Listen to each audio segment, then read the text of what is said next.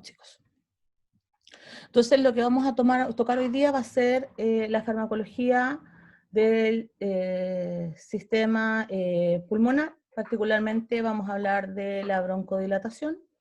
Y dentro de la broncodilatación, lo que más nos interesa es el control de las crisis asmáticas, pero no por eso no nos vamos a dedicar a otro tipo de patologías relativas al sistema pulmonar, como lo serían, por ejemplo, las EPOCs o la fibrosis quística, ¿ya?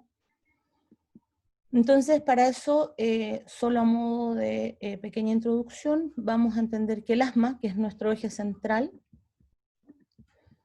se trabaja desde 3 puntos farmacológicos que nos interesan a nosotros tratar. Primero es que tenemos que tratar la obstrucción bronquial, que generalmente en el asma es una obstrucción reversible, ¿ya?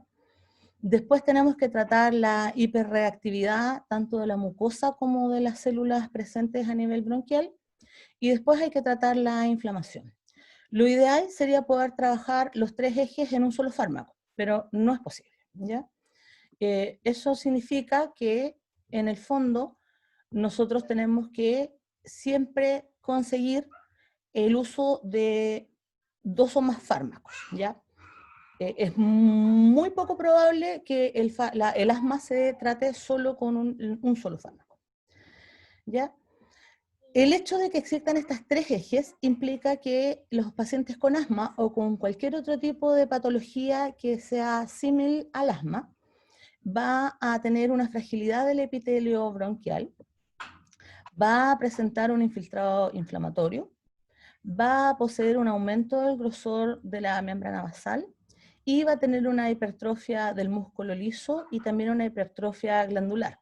Eso significa que va a haber edematización, va a haber aumento de la celularidad inflamatoria, va a haber un aumento de la mucosidad, puede que haya un aumento o un cambio en las propiedades viscoelásticas de la mucosa, puede que haya un aumento también en la cantidad de neutrófilos, eosinófilos, etcétera, y también puede que haya un aumento en la resequedad en la vía bronquial, ¿ya? O sea, puede haber un aumento del mucus, pero también puede ocurrir que a nivel más superior exista resequedad de la vía, ¿ya?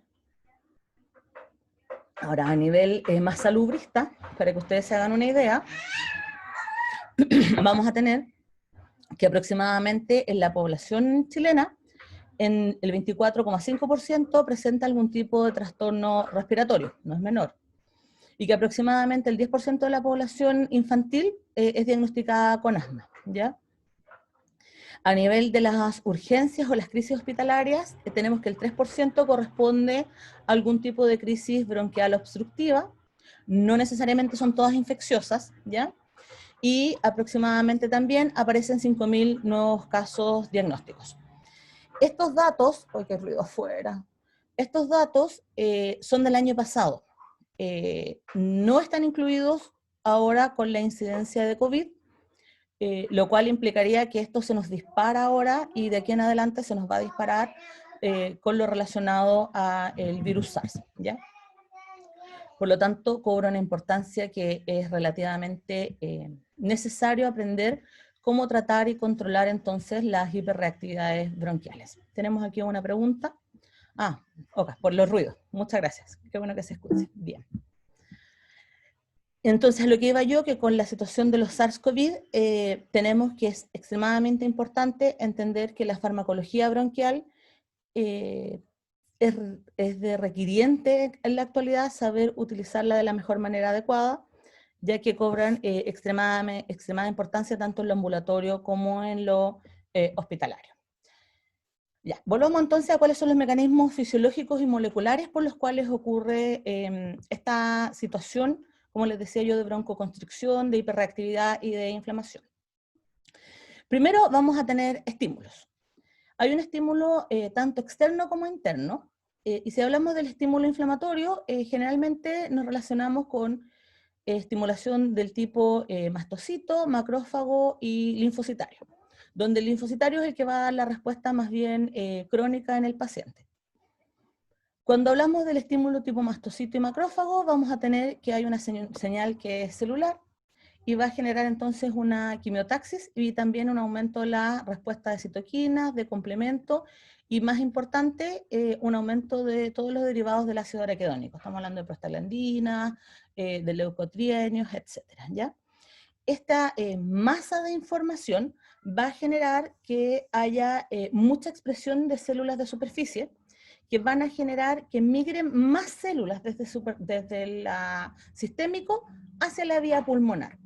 Es decir, que un paciente que pudiese tener una pequeña respuesta inflamatoria, ahora va a tener un aumento de la respuesta inflamatoria, son una hiperreactividad. Por eso es que los pacientes son hiperreactivos, ¿ya? Si yo normalmente tengo una respuesta inflamatoria, si no soy asmático, mi respuesta inflamatoria se calma rápidamente.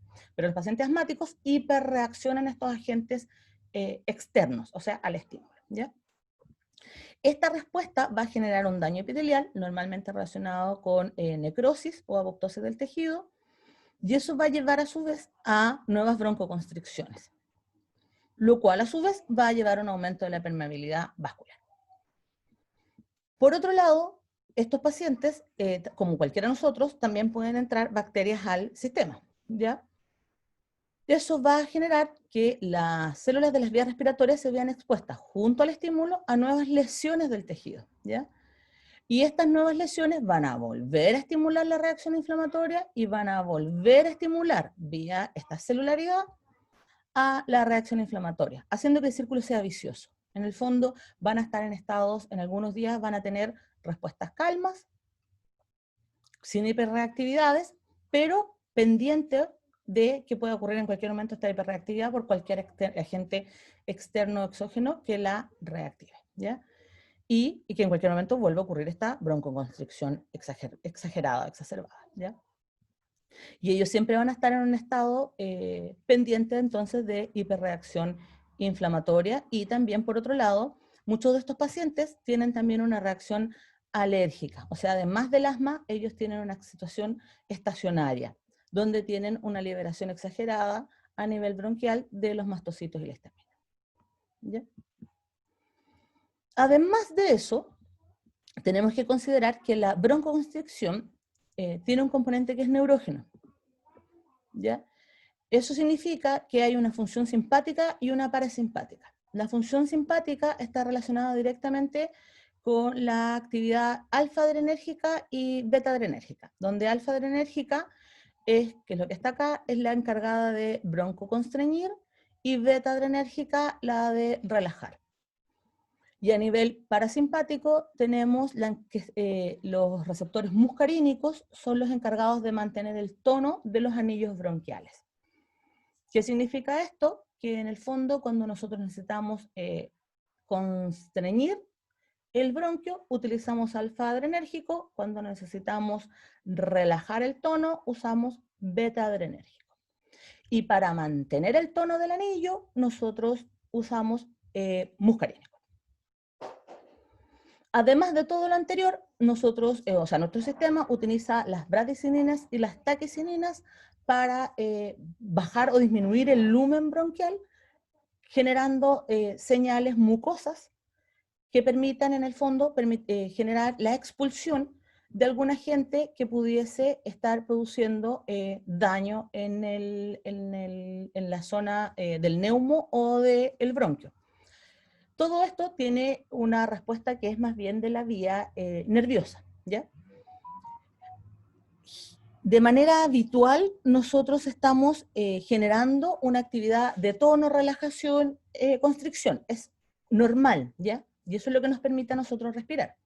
Pero en estos pacientes, cuando ocurre cualquiera de estas estimulaciones que yo les decía, de celularidad inflamatoria, de agente externo, tiende a prevalecer entonces un aumento de lo muscarínico y un aumento de lo parasimpático, más un aumento de lo alfa-adrenérgico, más un aumento entonces de las taquicininas, lo que genera un broncoespasmo intenso.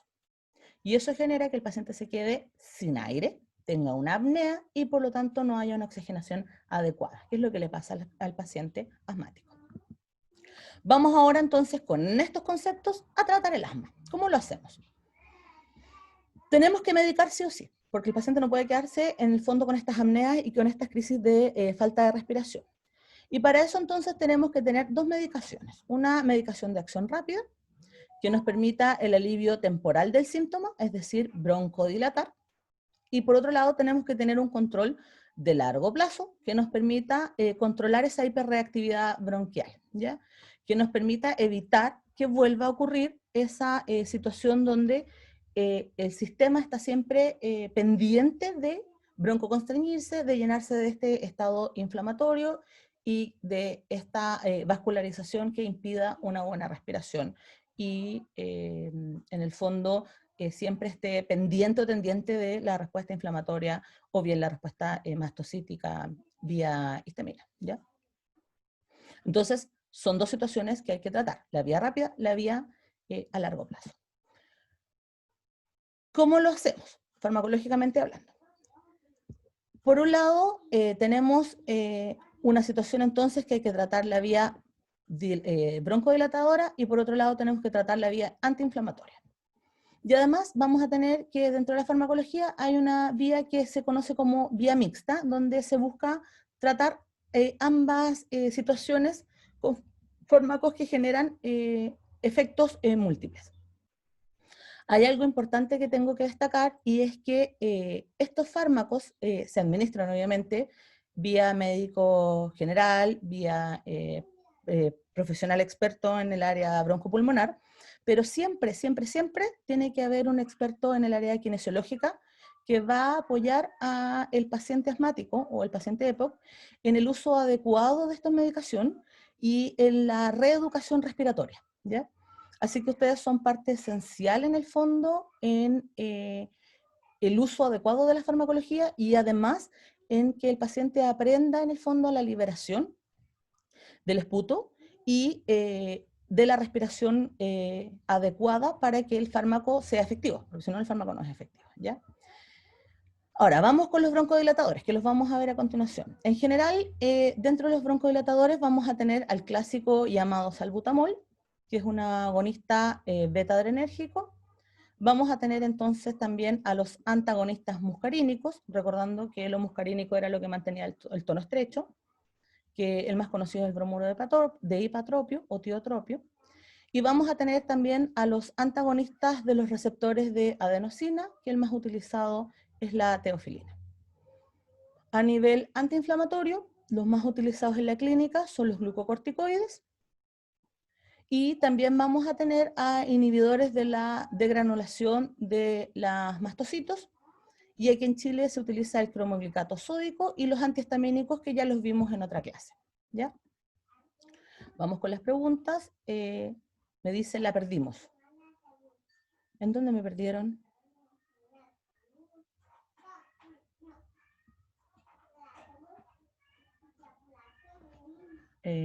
No sé. ¿Qué sucedió?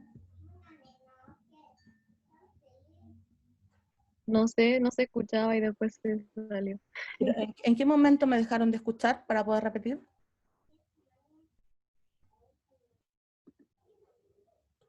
Había terminado la parte de los antagonistas muscarínicos, en realidad por mi parte. Ya, de los antagonistas muscarínicos. Vuelvo ahí entonces. Sí. Okay. De los antagonistas muscarínicos, entonces, después de los antagonistas muscarínicos, tenemos también como modo broncodilatador, tenemos también a los antagonistas de los receptores de adenosina. Después les explico para qué sirven, pero se utilizan urgencias la teofilina.